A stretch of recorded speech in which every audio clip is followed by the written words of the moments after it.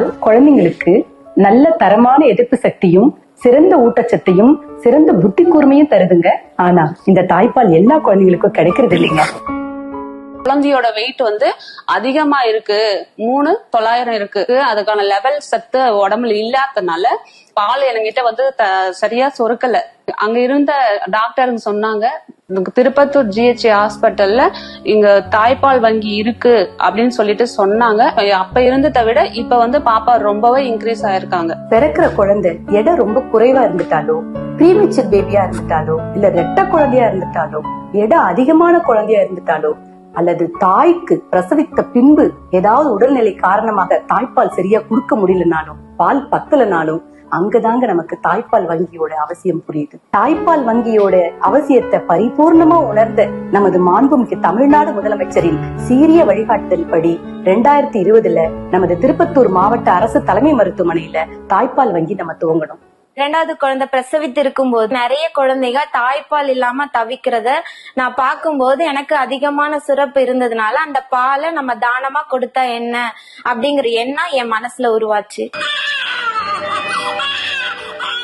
அம்மா வீட்டுல இருக்கிறாங்க, வீட்டுல இருக்கும் போது நமக்கு தாய்ப்பால் தானம் கொடுக்கலாம் அப்படின்னு அவங்க யோசிக்கும் போது அவங்க வீட்டுல டெய்லி பாலை ஒரு கண்டெய்னர்ல ஒரு 50 ml 20 ml 30 ml டெய்லி சேகரிச்சு அதை அவங்க வீட்டுல இருக்கிற ஃப்ரிட்ஜ்ல ஒரு டப்பால போட்டு வைக்கலாம். இல்ல நீங்க மருத்துவமனையில் இருக்கிறீங்க, தனியார் மருத்துவமனையில் இருக்கீங்க, நான் தாய்ப்பால் தானத்தை நான் பண்ணணும் அப்படின்னா நீங்க டைரக்டாவே அரசினர் மருத்துவமனையில் உள்ள தாய்ப்பால் வங்கிக்கு டைரக்டாவே வந்து நீங்க தாய்ப்பால் தானத்தை தரலாம். தாய்மார்கள் மூலியமாக பெறப்படும் தாய்ப்பால் ஆனது அரசு மருத்துவமனையில் உள்ள பச்சிளம் குழந்தைகளுக்கும் தன்னார்வ தொண்டு நிறுவனங்களில் உள்ள ஆதரவற்ற குழந்தைகள், ஒப்படைக்கப்படும் குழந்தைகள் வழங்குகின்றோம். அரசு மருத்துவமனைகளில் இருந்து தானமாக பெறப்படும் தாய்ப்பாலை கொண்டு இந்த ஆதரவற்ற குழந்தைகளை காப்பாற்றி வருகின்றோம். இப்ப உங்களுக்கு ஒரு சந்தேகம் வரலாம், இவ்வாறு பெறப்படும் தாய்ப்பாலானது சுத்தமானதா இல்ல சுகாதாரமானதான்னு ஒரு சந்தேகம் இருக்கும். இது நிச்சயமாக 100% சுத்தமானது. ஏனென்றால் நோய் தொற்றிலா பாலூட்டும் தாய்மார்களிலிருந்து பெறப்படும் தாய்ப்பால் 62.5 டிகிரி வெப்பநிலையில் பாய்ச்சரைஸ் செய்கிறோம். பாய்ச்சரைஸ் பண்ண பாலை ஃபர்ஸ்ட் கல்ச்சர் பண்றோம், கல்ச்சர் பண்ணி இன்குபேட் பண்றோம். இன்குபேட் பண்ணிட்ட பிறகு அதுல growth ஏதா வருதான்ட்டு நம்ம மைக்ரோஸ்கோப்ல பாக்குறோம். எதுவுமே இல்லைன்னும் போது சுத்தமான பாலை டீப் ஃப்ரீசர்ல -20 டிகிரி சேமிக்கிறோம். பின்பு அப்பாலை தாவிங் முறைப்படி வெதுவெதுப்பாக்கி தேவைப்படும் குழந்தைங்களுக்கு கொடுக்கிறோம்.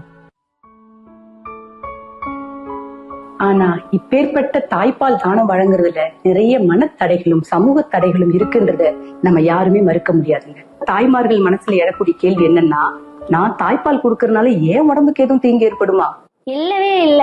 ஏன்னா தாய்ப்பால் எதனால நாங்க குடுக்கறோம்னா நம்ம அழகுனா போயிடுன்னு சொல்லுவாங்க எல்லாரும். அப்படி ஒண்ணும் கிடையாது.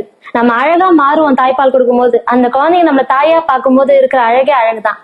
தாய்ப்பால் கொடுக்கறதுனால நம்மளுக்கு எந்த தீங்கும் இல்ல. தாய்ப்பால் கொடுக்கறது நல்லதுதான் நினைக்கிறேன். அதனால் ஒரு தாய் தாமாக முன்வந்து தாய்ப்பாலை தானமாக கொடுக்க வரும்பொழுது அத்தாயின் கணவரோ அல்லது உறவினரோ எந்தவித தயக்கமும் அச்சமும் கொள்ளாமல் அவரை ஊக்கப்படுத்த வேண்டும். இப்படி ஒரு தாய்மாரும் தானமா கொடுக்கக்கூடிய 10 ml பால் கூட ஒரு குழந்தை கண்முழிச்சு இந்த உலகத்தை பாக்கிறதுக்கு ரொம்ப உதவியா இருக்குங்க. யார் வேணுமானாலும் தாய்ப்பாலை தானமா கொடுத்துட முடியாதுங்க. தாய்ப்பால் ஊட்டும் தாய்மார்கள் மட்டுமே அதை கொடுக்க முடியும். அந்த வாய்ப்பு எல்லாருக்கும் கிடைச்சிடாது. தாய்ப்பாலை தானமா கொடுத்த ஒரு தாயோட மனநிலையை விவரிக்க முடியாது.